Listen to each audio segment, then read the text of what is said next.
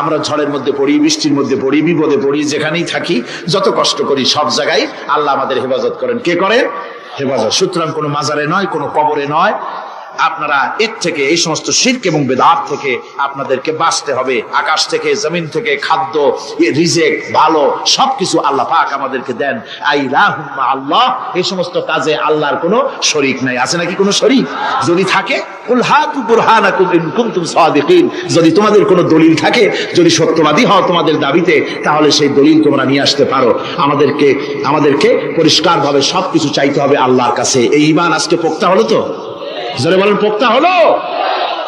আমরা মোনাজাত করবো। এখন কি করব?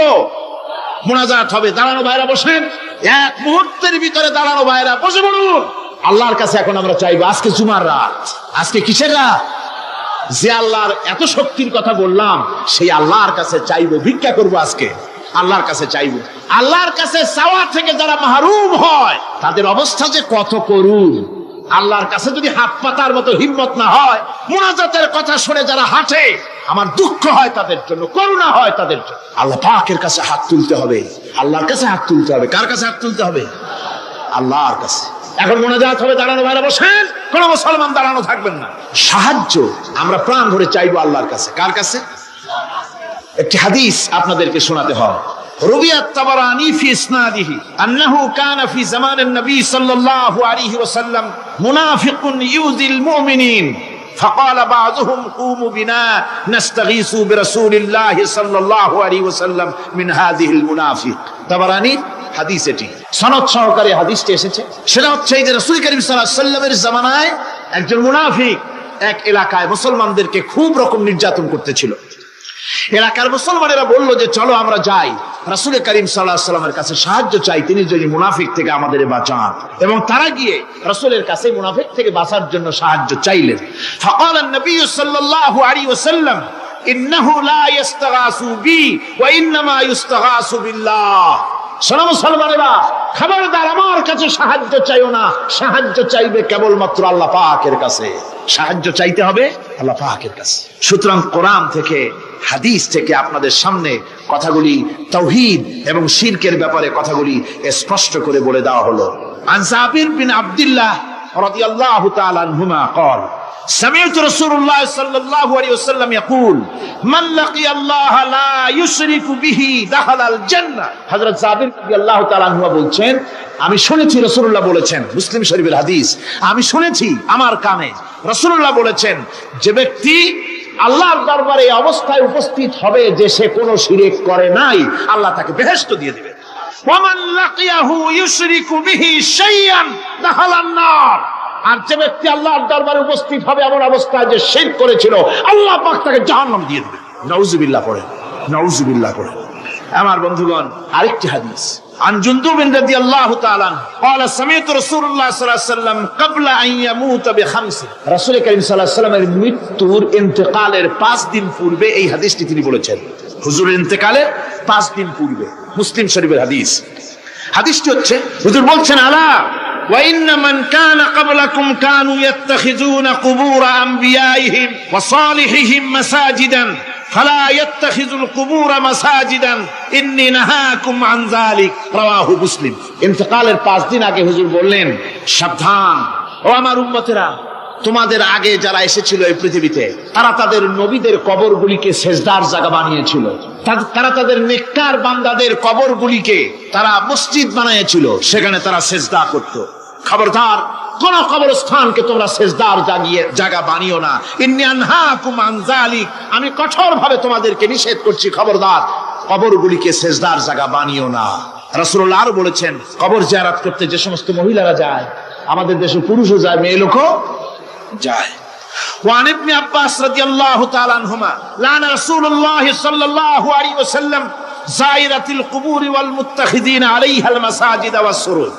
রাসূল করিম সাল্লাল্লাহু আলাইহি ওয়াসাল্লাম বলেছেন, ইবনে আব্বাস রাদিয়াল্লাহু তাআলা আনহুমা থেকে এই হাদিস বর্ণিত, তিনি বলেছেন, হুজুর বলেছেন যে খবরদার, যে সমস্ত মহিলারা কবর জিয়ারতে যায়, কবরের স্থানে যারা যায়, তাদের উপরে আল্লাহ রাসূল লানত করেছেন। আল্লাহ রাসূল তাদের উপরে অভিসম্পাত দিয়েছেন, যে সমস্ত মহিলা কবরের স্থানে যায় আর কবরে বাতি জ্বালায়। কবরে বাতি জ্বালায়, বাতি যারা কবরে জ্বালায়, চিরাগ জ্বালায়, আল্লাহ রাসূল তাদের উপরে লানত করেছেন। সুতরাং কবরে আগরবাতি দেওয়া, মোমবাতি দেওয়া, চাদর দেওয়া এগুলি মুসলমানদের কাজ নয়, এগুলি মুসলমানদের কাজ। আপনারা খবরদার এগুলি করবেন না। সাহায্য করবেন, টাকা দিবেন, পয়সা দিবেন, সব গরিবদের দেবেন, এতিমদের দেবেন, মাদ্রাসা দিবেন, লিল্লা বডিকে দিবেন, মসজিদে দিবেন, গরিব মানুষকে দিবেন, এতিমদেরকে দিবেন, বিধবাদেরকে দিবেন, মুসলমানকে দিবেন। রাজি আছেন? মাজারে আগর না, চাদরবাতি না, মোমবাতি না, কিচ্ছু না।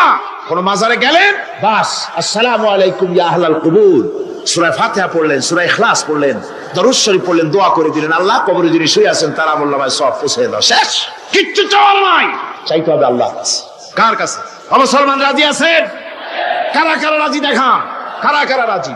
আলহামদুলিল্লাহ। আল্লাহ রাব্বুল আলামিন কোরআন শরীফের ভিতরে বলেছেন, লাশ-শামসু ইয়ামবাগি লাহা আন তুদরিকাল কামারা ওয়ালাল লাইলু সাবিকুন নাহার ওয়া কুল্লুন ফি ফালাকি ইয়াসবাহুন। প্রবল জ্ঞানী হইবে যাহারা, আপন মনেতে বুঝিবে তাহারা, রাত্রি পারে না আগে যাইবার, দিনের স্থান করি অধিকার। চন্দ্র বাদে না সূর্যের গায়েতে, সূর্য পারে না চন্দ্রকে ধরিতে, যার যে স্থান বহাল রাখিয়া ভ্রমণ করিছে খোদাকে ডরিয়া। একটি নির্ধারিত সময় সীমা পর্যন্ত আপন আপন কক্ষপথে সব দৌড়াদৌড়ি করবে, কারো সাথে অ্যাক্সিডেন্ট হবে না কারো। ওয়াকুল্লুন ফি ফালাকি ইয়াসবাহুন, যা আছে মহাশূন্যে সব ঘুরতেছে। কে বলে? বলেন সবাই, কে বলছে? কোন সূরা? সূরা ইয়াসিন। আবার শুনুন, আল্লাহ পাক ফয়সালা দিচ্ছেন, ঘোরে কেডা? শুধু সূর্য ঘোরে না, শুধু চন্দ্র ঘোরে না, আল্লাহ মহাশূন্যে যা রেখেছেন সব ঘুরতেছে, সবই সন্তরণশীল, সব গতিশীল। সুতরাং ফয়সালা তো আল্লাহর কাছ থেকে নিতে হবে। পৃথিবী সৃষ্টি করেছেন, মানব গোষ্ঠী সৃষ্টি করেছেন এবং মানুষের প্রয়োজন মিটিয়েছেন। এই মানুষগুলিকে কে সৃষ্টি করেছেন? মানুষ সৃষ্টির ব্যাপারেও দার্শনিকরা মানুষদেরকে বিভ্রান্ত করে। যা কলেজে বিশ্ববিদ্যালয়ে পড়ানো হয়, এই কোরআন শরীফ বিশ্ববিদ্যালয়ে পড়ানো হয়? হ্যাঁ হয়। কয়েকটা আয়াত, কয়েকটা সূরা পরীক্ষায় পাস করার জন্য একটু একটু অপশনাল রেখে দেওয়া হয়েছে।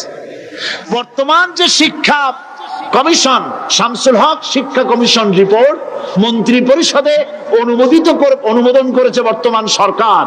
এই শিক্ষানীতিতে বলা হয়েছে ক্লাস 1 থেকে নিয়ে ক্লাস 5 পর্যন্ত ধর্মীয় শিক্ষা দিতে দেওয়া হবে না। তাহলে ক্লাস 5 পর্যন্ত যদি ধর্মীয় শিক্ষা না থাকে, তাহলে ক্লাস 6-7-এ ওঠার পর আরবি যাওয়ারা, বাজাবরবা, আনাকুম, জানাকুম ছেলেরা পড়বে? মেয়েরা পড়বে? আসল উদ্দেশ্য হলো ইসলাম থেকে জাতিকে দূরে সরাবার জন্য ষড়যন্ত্র। এই সরকারের প্রণীত শিক্ষানীতি আমরা মানি না। আপনারা মানেন?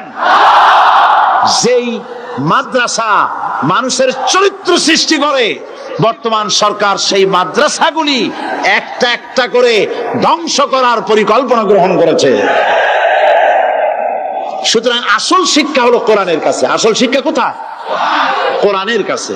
কোরআন যদি শিখানো হতো, কোরআন যদি শিখানো হতো কলেজে, বিশ্ববিদ্যালয়, তাহলে গতকাল চট্টগ্রাম বিশ্ববিদ্যালয় থেকে যেসব ছেলেরা বিশ্ববিদ্যালয় কর্তৃপক্ষ কর্তৃক বরাদ্দকৃত, হাইজ্যাক করা নয়, বরাদ্দকৃত 4খানা বাস দিয়ে কোরআন শুনতে আসতে চেয়েছিল, বর্তমান সরকারের তথাকথিত সোনার ছেলেরা আসতে দিল না। কোরআন যদি তারা পড়তো, তাহলে কোরআন শরীফ শুনতে তারাও আসতো। কপাল পড়া। জোরে বলেন কি? আরো জোরে বলেন কি? কপাল পড়া। সব ভালো লাগে, কোরআন ভালো লাগে না। এদেরকে শিখানো হয়েছে, আরে তোমরা তো মানুষ না। বলে আমরা কি? তো তোমাদের ডারউইন বাবাজি বলে নাই, শোনো নাই? কি পড়ো টড়ো তোমরা, বুদ্ধি শুদ্ধি রাখো না। ডারউইন বলেছে, থিওরি অফ ইভলিউশনের মধ্যে বলেছেন মানুষ মানুষ না। বলে কি? মানুষ হলো বান্দর। কপাল পোড়া। কি কপালে লেখা থাকে? কাজে কামে প্রকাশ হয়ে যায়। ডারউইন বলল মানুষ মানুষ না।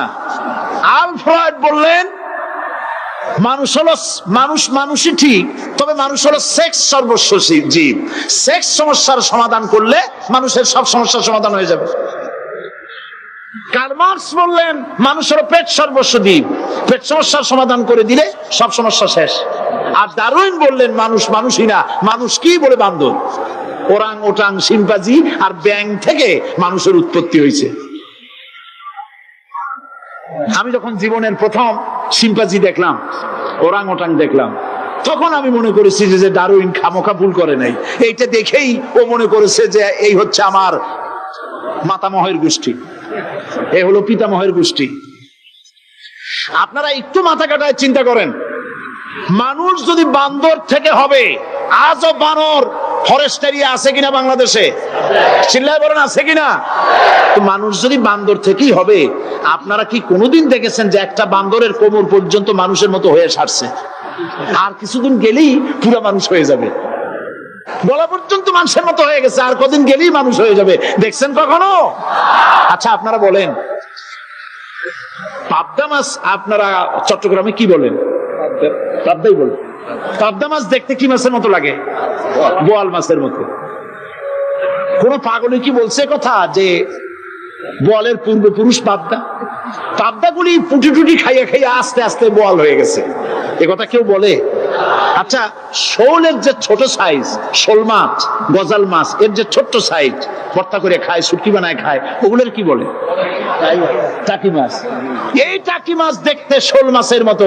কেউ পাগলকে আজ পর্যন্ত বলেছে যে সে একটা মোহ, এই মোহের পেছনে মানুষেরা ঘুরছে, বিবি বাল বাচ্চা এর পেছনে ঘুরছে। অথচ এই বিবি বাল বাচ্চা কিয়ামতের দিন মুসিবত হয়ে দাঁড়াবে মানুষের জন্য। একটা মোহর মধ্যে মানুষ পড়ে আছে, খেল তামাশার ভিতরে পড়ে আছে।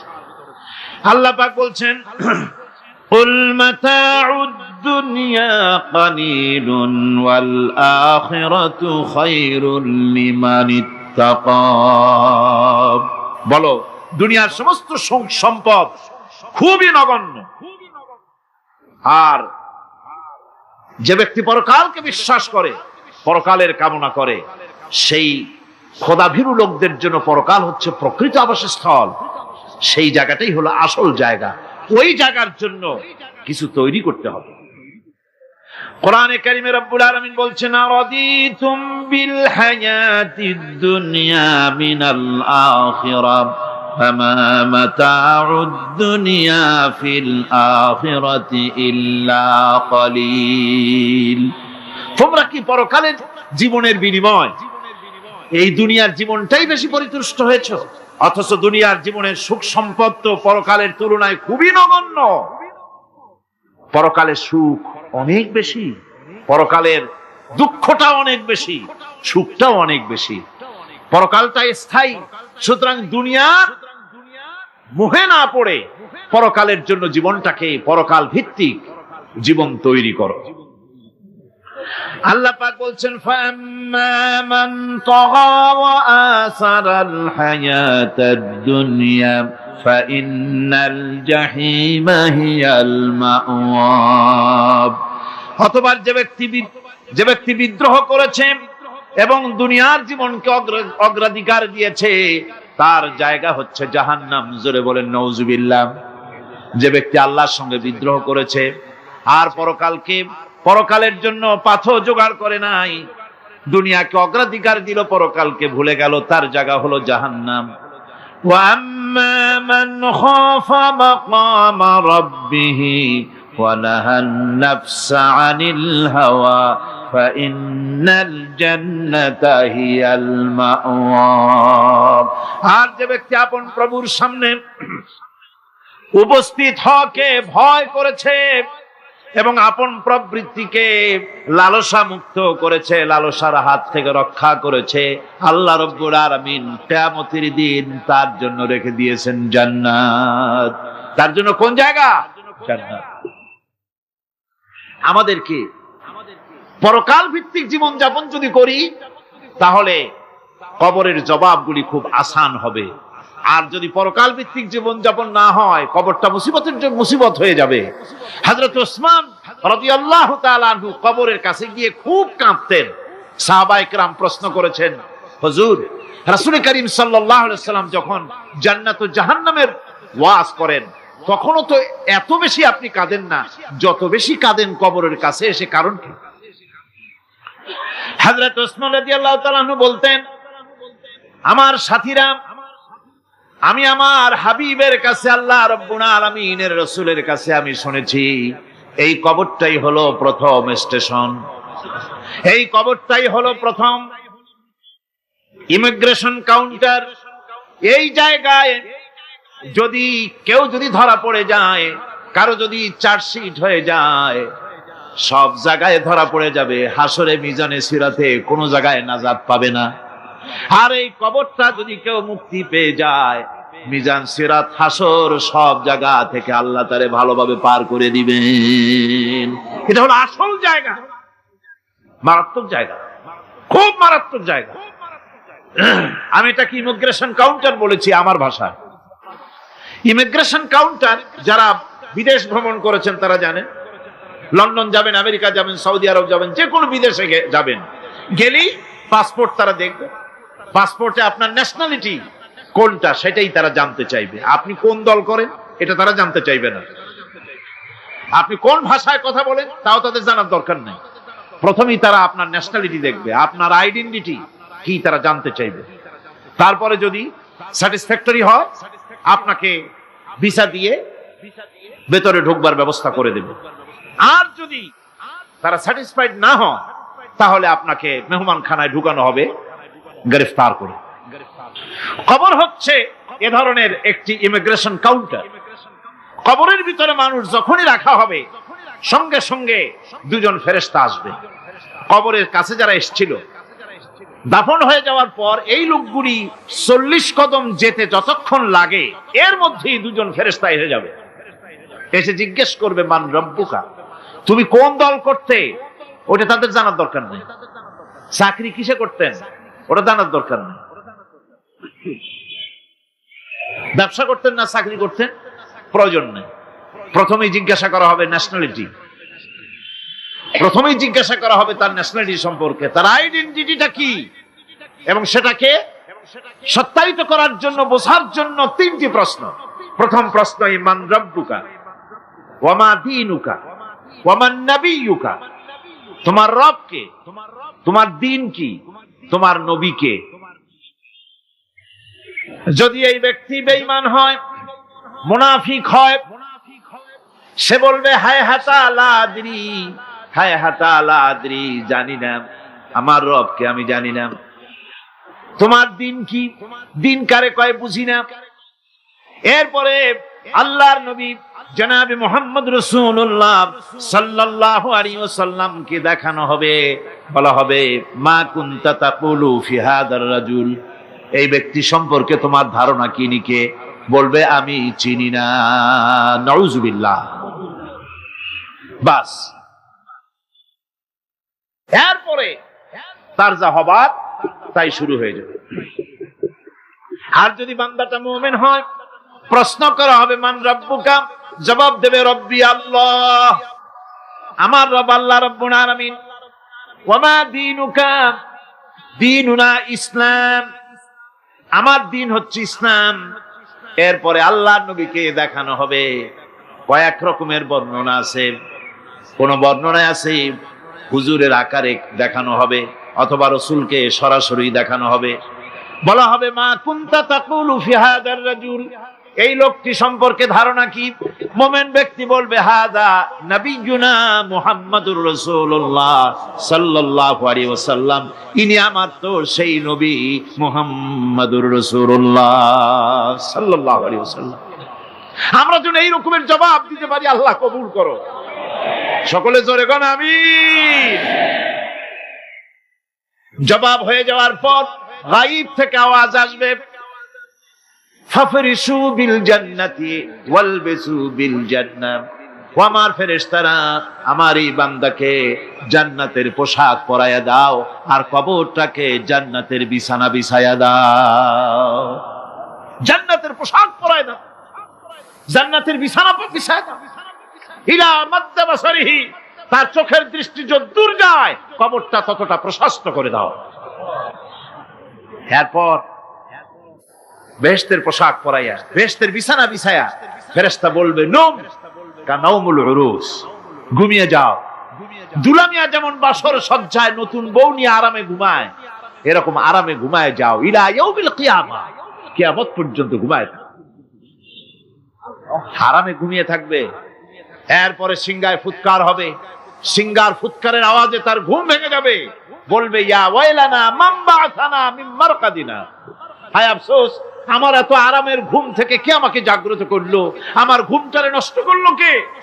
আওয়াজ আসবে হাযা মা ওয়াদার রহমান ওয়া সাদাকাল মুরসালুন, এটা হচ্ছে রহমানের সেই ওয়াদা, আর মুরসালিনরা নবীরা সত্য কথাই বলেছিলেন, সেই কিয়ামত অনুষ্ঠিত হচ্ছে। আমার বন্ধুগণ, সেজন্য এই দুনিয়ার মোহে পড়ে থাকলে পরে দুনিয়ায় যারা অগ্রাধিকার দিবে দুনিয়াকে পরকালের তুলনায়, জবাব দিতে পারবে না কবরের ভিতরে গিয়া। আর যারা পরকালকে অগ্রাধিকার দিবে, দুনিয়ার চাইতে পরকালকে বেশি অগ্রাধিকার দেবে, আর আল্লাহর ভয় কলিজার ভিতরে রাখবে, কবরের জবাব সঠিকভাবে দিতে পারবে, কিয়ামতের দিন আল্লাহ রাব্বুল আলামিন তাদের জন্য জান্নাত দান করবেন। জোরে বলেন আমিন।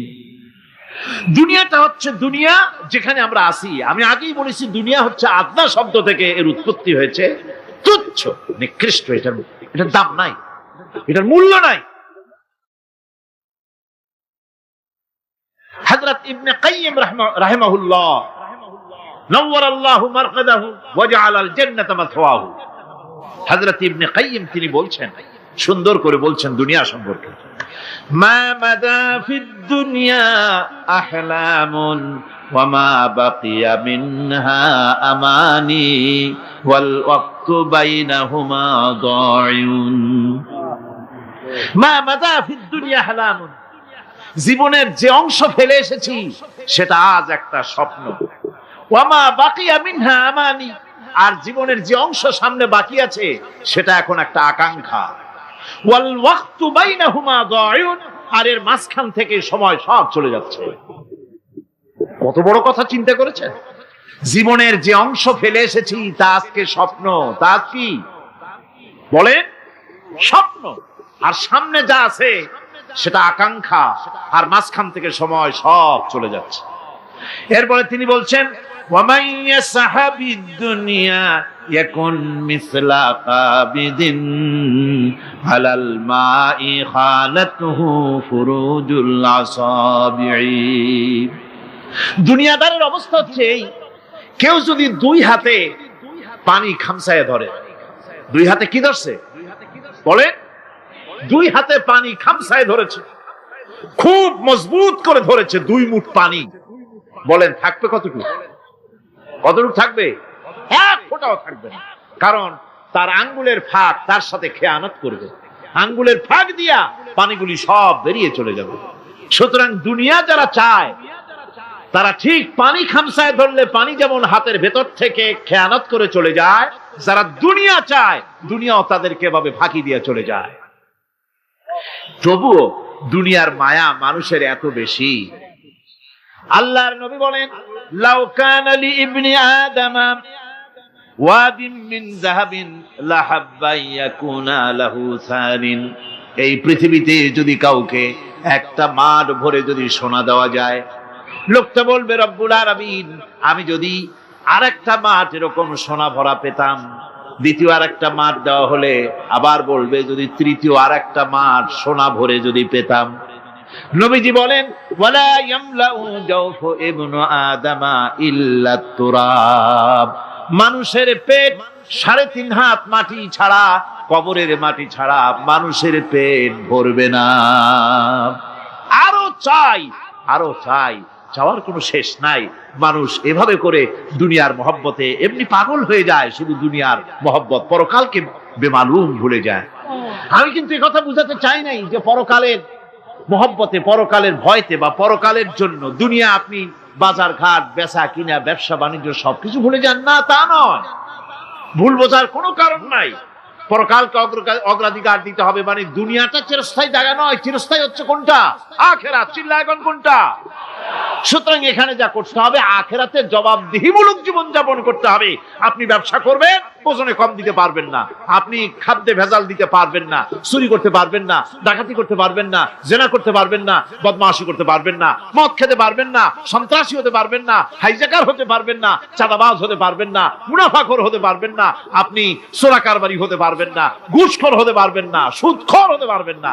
এই সব কাজ পরকালকে বিশ্বাস করলেই এ সমস্ত কাজ থেকে মানুষ বিরত থাকতে পারে। কথা ঠিক কিনা? এটাই হচ্ছে। সুতরাং এই পৃথিবী থাকবে না, এটা কি চিরকাল থাকবে? না, এর একটা পরিসমাপ্তি ঘটবে। যেমন করে সারা বছর লেখাপড়া করার পর কলেজে, বিশ্ববিদ্যালয়, মাদ্রাসায়, হাই স্কুলে, সব জায়গায় সারা বছর লেখাপড়া করার পর যেমন পরীক্ষা দেওয়ার একটা দিন আসে, সারা বছর ব্যবসা করার পর হিসাব নিকাশ করার যেমন একটা সময় আসে, সারা মাস চাকরি করার পর বেতন পাওয়ার যেমন একটা দিন আসে, সারা জীবন চাকরি করার পর পেনশন পাওয়ার যেমন একটা সময় আসে, অনুরূপ ভাবে এই দুনিয়া যেদিন শেষ হয়ে যাবে, আল্লাহ নির্ধারিত সময় শেষ হয়ে যাওয়ার পর একটা সময় আসবে যখন আল্লাহ রব্বুল আলামিন সব শেষ করে দিবেন, লন্ড ভন্ড হয়ে যাবে, কিছুই থাকবে না। কোরআনে কারিমে আল্লাহ সব বলেছেন, কোরআনে সব আল্লাহ বলে দিয়েছেন। আল্লাহ পাক বলেন এই পৃথিবীর সব কেমন ভাবে ধ্বংস হবে তার চিত্র আল্লাহ পাক কোরআনে কারিমে তুলে ধরেছেন। ইযাস সামাউ ফাতারাত ওয়া ইযাল কাওয়াকিবু তাসারাত ওয়া ইযাল বিহারু ফুজ্জিরাত ওয়া ইযাল কুবুরু বু'সিরাত। যখন আকাশসমূহ দীর্ণ বিদীর্ণ হয়ে যাবে, তারকাগুলি বিক্ষিপ্ত হয়ে ছিটকে পড়বে, আর সমুদ্রগুলি উচ্ছ্বসিত হয়ে পড়বে, কবরগুলি সব তার ভেতরে যা আছে উদ্গীরণ করে দেবে, তারকাগুলি স্থিমিত হয়ে যাবে। এরপরে সমস্ত আকাশগুলি কাতাইয়িস সিজিল্লিল কুতুব, কিতাবের পৃষ্ঠার মতো একটার পরে একটা ঠাস ঠাস করে পড়তে থাকবে, চূর্ণ বিচূর্ণ হয়ে ভেঙে চুরে একাকার হয়ে যাবে। পাহাড়গুলিকে উড়িয়ে দেওয়া হবে, চন্দ্র এবং সূর্য একাকার হয়ে। আল্লাহ রাব্বুল আলামিন বলেন ফাইযা বারিকাল বাসার ওয়া খাসাফাল কমার ওয়া জুমিআশ শামসু ওয়াল কমার। চক্ষু যখন বিস্ফারিত হয়ে যাবে, চাঁদ যখন তার আলো হারিয়ে ফেলবে, সূর্য যখন তার আলো হারিয়ে ফেলবে, চাঁদ আর সূর্য সব একাকার হয়ে যাবে, সেই সময়ের অবস্থাটা কি চিন্তা করো। মানুষ হয়রান হয়ে দৌড়াদৌড়ি করবে। ওয়াহুমিলাতিল আরদু ওয়াল জিবালু ফাদুক্কাতা দাক্কাতান ওয়াহিদা। জমিন এবং পাহাড়গুলির মধ্যে আল্লাহ রাব্বুল আলামিন সংঘর্ষ বাঁধিয়ে দিবেন, পাহাড়গুলি ভেঙে চুরে টুকরা টুকরা হয়ে যাবে, পাহাড়গুলি উঁচু করে জমিনের উপরে আছাড় মেরে আল্লাহ রাব্বুল আলামিন ভেঙে চুরে চুরমার করে দিবেন। সুবহানাল্লাহ। ওয়া তাকুনুল জিবালু কাল ইহনিল মানফুস, পাহাড়গুলো